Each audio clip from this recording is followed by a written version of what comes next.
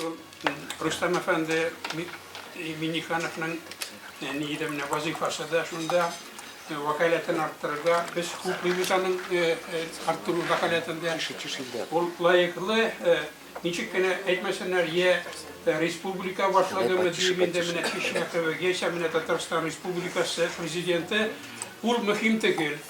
İn mühime mene niçe uğraşın alıp bara. Elhamdülillah biz tayinlanı karıyız. Tatarstan Respublikası gururluk süzüler eteriye bula birinci urunda Rusya'da. İndigine ülkelerden alsak da birinci urunda. Şundan mene Rüstem Efendi Minikhan'ın hukukluyuz. Anın vakaleten nişanda 4 yılda mı konstitüsiya negizinde 5 yılda mı arttırıga biz indi yaklarga tiyiş.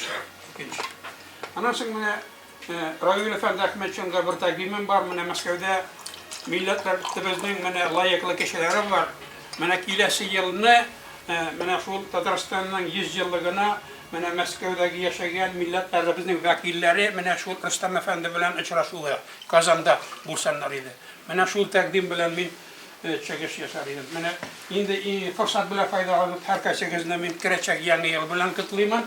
Üzerinizge, gailelerinize, balalarınıza, sağlık, selametlik, tanışlık nasip kılsın. Amin.